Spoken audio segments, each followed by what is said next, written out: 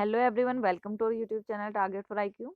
देखिए, इस वीडियो में हम डिस्कस करने वाले हैं बिहार एपीओ 2009 का जो एग्जाम हुआ था, उसमें जो भी आईपीसी के क्वेश्चन आए थे उन सभी को हम यहाँ डिस्कस कर लेंगे। क्लियर? तो सबसे पहला क्वेश्चन है कि ए एक किसान है, वह पर्याप्त भोजन रखने के बावजूद एक भिखारी को कुछ उपलब्ध नहीं करवाता है। वह भिखारी जो है वो भूख से मर जाता है। ए ने कौन सा अपराध किया है? तो क्वेश्चन क्या कह रहा है कि भाई ए क्या है, एक फार्मर है ना। उसके पास बहुत सारा भोजन तो है ना, फूड तो है, लेकिन वो एक भिखारी जो है उसे कुछ भी नहीं देता। ठीक है, और भिखारी क्या होता है, भूख से मर जाता है। तो उसने कौन सा ऑफेंस किया है? तो उसने कोई भी अपराध यहाँ पर नहीं किया, है ना, क्योंकि ये क्या थी, इसकी मॉरल ड्यूटी है, और मॉरल ड्यूटी का अगर कोई पालन नहीं करता है तो वो कोई ऑफेंस नहीं माना जाता। क्लियर? नेक्स्ट है कि ए एक पुलिस ऑफिसर बी को क्या देता है, यातना देता है, ताकि बी उत्प्रेरित होकर जुर्म कबूल कर ले। ठीक है, क्या कर रहा है, एक पुलिस ऑफिसर बी को यातना दे रहा है ताकि बी क्या हो, उसे उकसा कर अपने आप को उकसाने के बाद में क्या कर ले कि जुर्म जो उसने किया है उसे कबूल कर ले। तो यहाँ पूछ रहा है कि ए ने इंडियन पिनल कोड की कौन से सेक्शन में क्या किया है, ऑफेंस क्या है?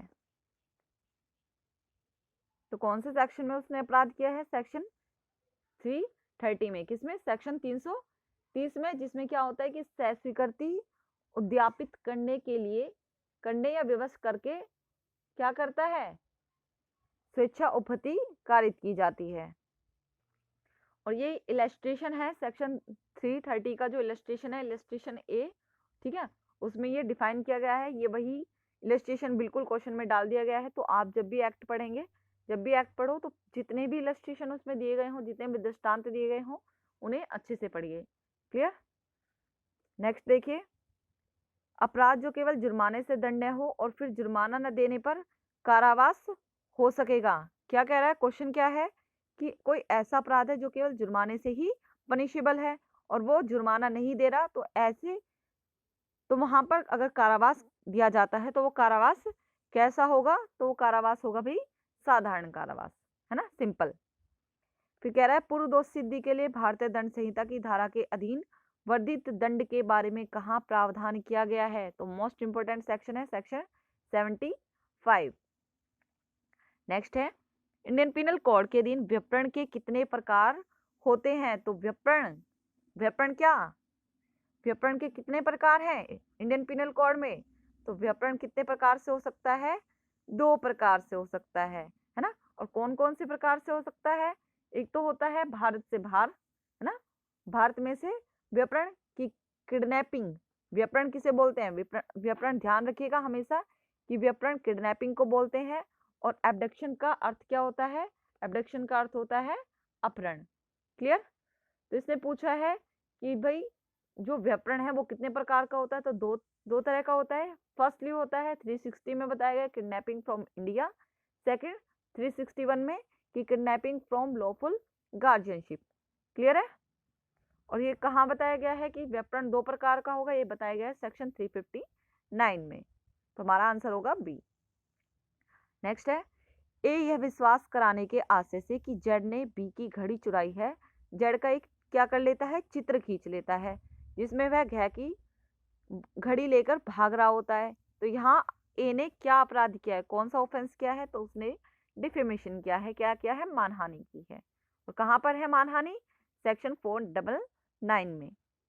नेक्स्ट है, विवाहित स्त्री को आपराधिक आशय से फुसलाने या ले जाने या निरुद्ध रखने के लिए कितना दंड का प्रावधान किया गया है? तो कितना दंड का प्रावधान किया गया है?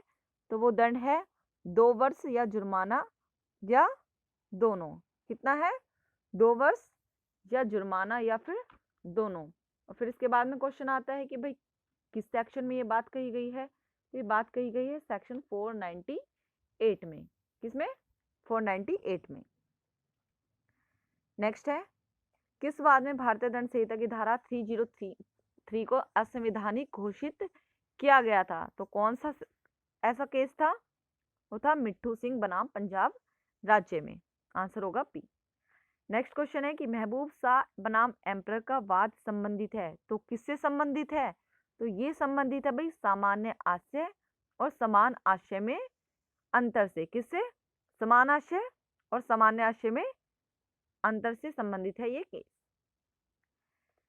नेक्स्ट है, तुझ अपहानि कारित करने वाला कार्य क्या होगा? एक अपराध माना जाएगा। अपराध नहीं है, अपराध नहीं है यदि वह इतना तुच्छ है कि मामूली समझ और स्वभाव वाला कोई व्यक्ति इसकी शिकायत ही नहीं करेगा। उपयुक्त में से कोई नहीं।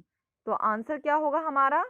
आंसर होगा हमारा सी, कि भाई अपराध नहीं होगा, जबकि वो इतना छोटा है कि अगर कोई मामूली समझ वाला पर्सन होता तो इसके बारे में कोई भी शिकायत नहीं करता। और क्यों, किस सेक्शन में ये बात कही गई है? सेक्शन 95 में। नेक्स्ट है, ए सी की हत्या करने के लिए बी को उकसाता है। बी क्या करता है? वैसा करने से इनकार कर देता है। यहाँ ए दोषी है। किस बात के लिए दोषी होगा? यहाँ पर किस बात के लिए दोषी होगा भाई? वो हत्या करने के लिए बी को दुष्प्रेरित करने का दोषी होगा। आंसर होगा हमारा क्या? बी। नेक्स्ट है, प्रकृति विरुद्ध अपराध संभव नहीं है।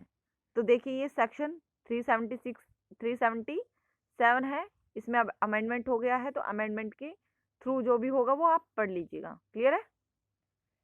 नेक्स्ट है, एक भूधारक यह जानते हुए कि उसकी भू संपदा की सीमाओं में एक हत्या की गई है, उस जिले के मजिस्ट्रेट को जानबूझकर यह मिथ्या इत्तला देता है कि मृत्यु सांप के काटने के परिणाम स्वरूप हुई है। एक इस धारा के अधीन दोषी है। तो वो है दोषी भाई सेक्शन 171 में। ठीक है, ठीक है। ये जो क्वेश्चन है कि प्रकृति विरुद्ध अपराध संभव नहीं है, ठीक है, इसमें क्या था? ये पुरुष द्वारा, स्त्री द्वारा, जीव जंतु के साथ, जीव जंतु के द्वारा, है ना। तो इसका आंसर क्या होगा? इसका आंसर होगा डी होगा इसका आंसर। तो लेकिन ये क्या हुआ है इसमें, ये जो एक केस आया, कौन सा केस है वो? नवजेत सिंह वाला, है ना। नवजेत सिंह का केस आपने पढ़ा भी होगा और सुना भी होगा, बहुत फेमस केस है, जिसमें इसे क्या बता दिया गया? अनकॉन्स्टिट्यूशनल करार दे दिया गया। किसको? सेक्शन 377 को, है ना।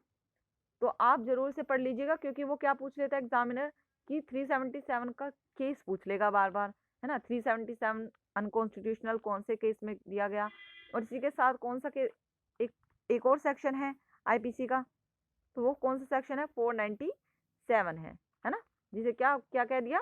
अनकॉन्स्टिट्यूशनल बता दिया कि ये क्या है? असंवैधानिक है। क्लियर? 6 सितंबर 2018 की डेट है, जिसमें सेक्शन 377 को नवजेत सिंह जौहर वर्सेस यूनियन ऑफ इंडिया में अनकॉन्स्टिट्यूशनल करार दिया गया है। क्लियर? और 497 वाला जो केस है वो है जोसेफ वाला, जिसमें एडल्ट्री को क्या बता दिया गया? अनकॉन्स्टिट्यूशनल बता दिया गया। नेक्स्ट है, हत्या के लिए दंड है। हत्या के लिए क्या दंड है? मृत्यु, आजीवन कारावास, ए और बी दोनों, मृत्यु या आजीवन कारावास और जुर्माना। तो क्या हो सकता है? मृत्यु, आजीवन कारावास और जुर्माना हो सकता है। क्लियर? आंसर होगा हमारा क्या? डी।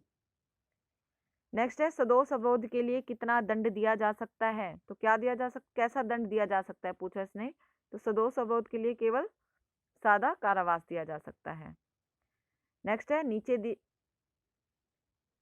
दिए गए कथन का अवलोकन कीजिए तथा सही उत्तर पर चिन्ह लगाइए। कह रहा है अपकृत्य तथा अपराध ना तो बिल्कुल भिन्न है और ना ही बिल्कुल समान है। फिर कह रहा है हत्या पूर्णतः अपराध है, बिना आशय के अतिचार केवल अपकृत्य होता है। तो इसमें से पूछ रहा है कि क्या सही उत्तर है। तो क्या होगा यहाँ पर? हमारा जो आंसर होगा, आंसर होगा हमारा सी, कि सभी कथन सत्य हैं। नेक्स्ट है, इंडियन पिनल कोड की धारा 34 सामान्य आशय शब्द को परिभाषित करती है। इसके अनुसार निम्नलिखित में से कौन सा एक तत्व इसका आवश्यक तत्व नहीं है? फर्स्ट है, किसी के द्वारा आपराधिक कार्य किया गया होना चाहिए। अब ये किसके एसेंशियल पूछ रहा है? सेक्शन 34 के पूछ रहा है ना। तो कह रहा है कि इनमें से कौन सा क्या नहीं है? आवश्यक तत्व नहीं है। तो देखिए कह रहा है कि किसी के द्वारा आपराधिक कार्य किया जाना चाहिए, बिल्कुल होना चाहिए। कथित कार्य कई व्यक्ति द्वारा होना चाहिए, बिल्कुल एक से ज्यादा होने चाहिए, तभी तो सामान्य आशय को अवसर करेंगे अपने कॉमन इंटेंशन को। फिर कह रहा है कार्य की योजना एवं उसे कार्यान्वित करने का आशय सभी का समान हो, बिल्कुल सही बात है ये भी।